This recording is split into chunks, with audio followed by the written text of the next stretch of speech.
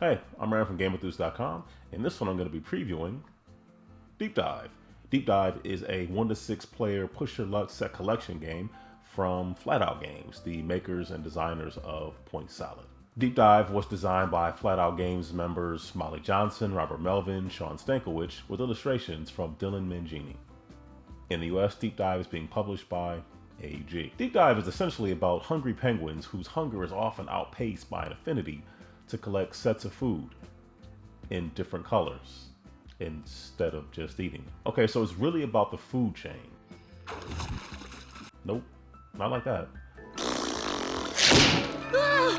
Not so much either. How about I just show you the game and you can decide for yourself. Okay, these are the components in Deep Dive. You're going to have a whole lot of ocean tiles. Most of them, they're going to have a whole lot for depth 1, slightly less for depth 2, even less for depth 3, a decreasing amount for depth 4, and an ever decreasing amount for depth 5. For most of the depths, you're going to have different food tiles. So for depth 1, the point range is going to be 1 and 2 points for food tiles. You're going to have rock tiles, bubble tiles, and then there's going to be seals as predators. For depth 2, the point on the foods are going to go from 2 to 4, and they're crabs. I should have mentioned that they are shrimp in depth 1. They are crabs in depth 2, and you're also going to have rocks, bubbles, and seals are still going to be the predators within depth 2. In depth 3, the point values for these small fish are going to go from 3 to 5, and you're going to have rocks, bubbles, and the predator is going to be a killer whale. Depth 4, the point values are going to be slightly larger fish from 5 to 7 points, bubbles, no rocks. And once again, the predator is going to be a killer whale. And then in depth 5, you're going to have some pretty high value squid between 8 and 10 points for the squid. And you have what looks to be a orange great white shark. And you can see there's not a whole lot of tiles in depth 5 and a whole lot of sharks. So definitely some risk reward. Further down you go, food is worth a whole lot more, but your chance of coming across a predator increases. This is the first player token, and on the back, this is last dive, which is what will be shown when it's every player's last turn to go into the depths. The game is playable for up to 6 players, and there are 6 different sets of penguins, different colors: orange, green, yellow, blue, purple, and magenta. I think it's magenta. I'm going to say magenta. Based on the player count, you will be removing a certain number of tiles from each depth. I'll go ahead and get that set up and then show you what a 3-player game might look like.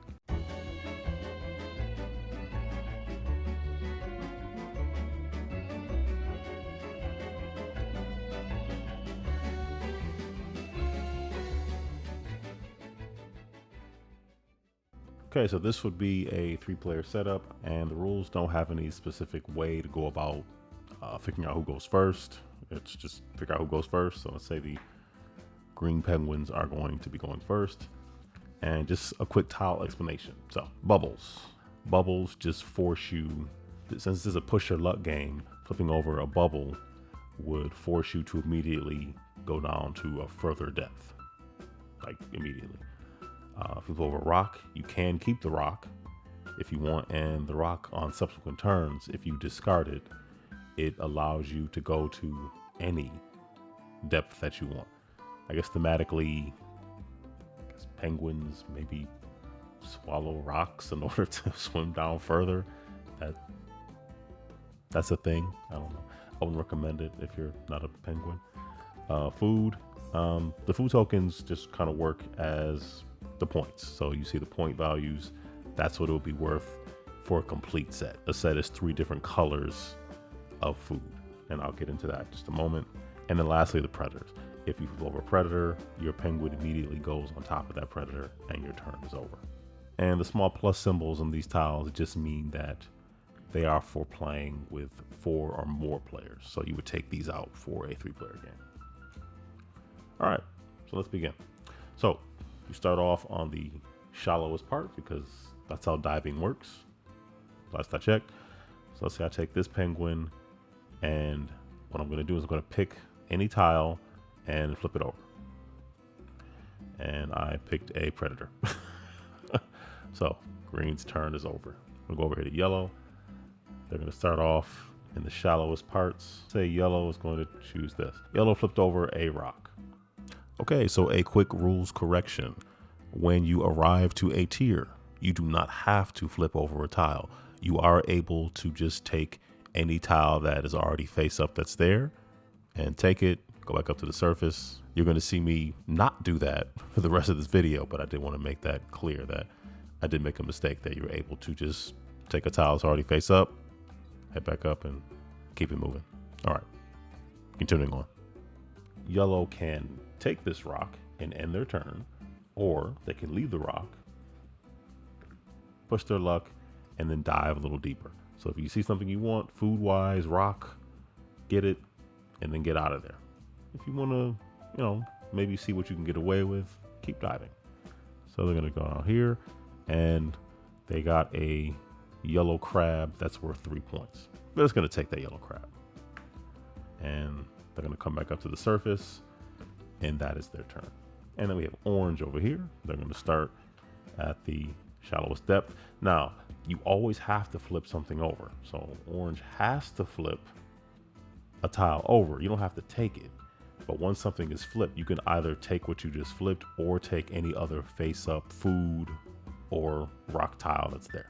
You don't collect the bubbles.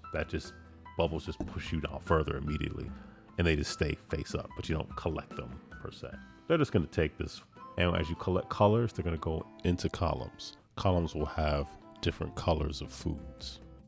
So I'll be collecting yellow in this row, green in this row, pink in this row, however you decide to do it. It's just you always line up colors in columns, and this is a set. 3 different colors. This would be worth 7 points. This is worth 3. This is worth 1. This is worth 3. 7 points. If at the end of the game I only had 2, it's half of the total value of the tile. So normally this would be 4, but it's not a full set, so it'll be worth 2.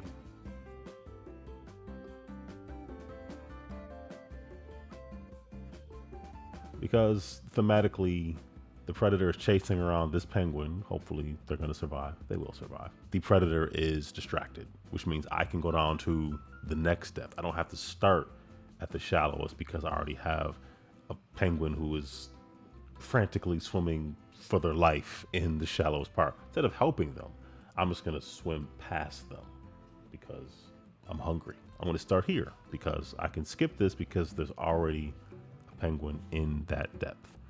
And I can just flip this over, and yay, they also got caught. All right, back over to yellow.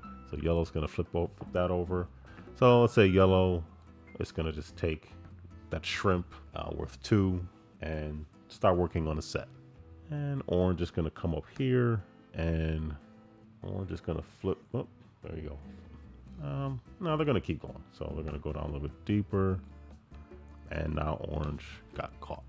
All right, back over to green. Now, the first 2 depths have green penguins frantically swimming for their lives, which means the third can skip both of these 2 depths because there's already penguins in them. So they're going to start off at the 3rd depth here and hopefully not get caught by another predator.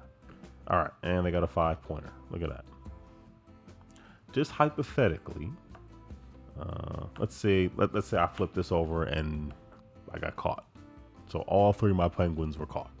What will happen then is you would do what's called retreating, where you would gather up all of your penguins and they will all go back up to the surface. What you're able to do is you're able to take one face-up tile from one of the depths that your penguins came from.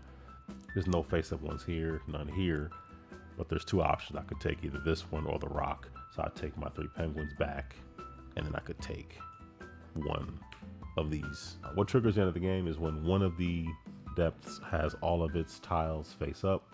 The active player would finish their turn, and then once play goes back to the player who started the game, there will be 2 more turns. So you do 1 more turn, and then this will be flipped over. It says last dive, letting everybody know that that is the last dive. I should also add that there's also a solo mode where you'll be competing with an AI opponent who might like collecting sets of food even more than you. Deep Dive is a great game for children and children at heart. It's a fun introduction or an experienced return to light strategy and the pushing of luck. If you wish to learn more about Deep Dive and perhaps get a copy of your own, there will be a link in the description below. Thank you for watching. Take care, stay safe, and be blessed.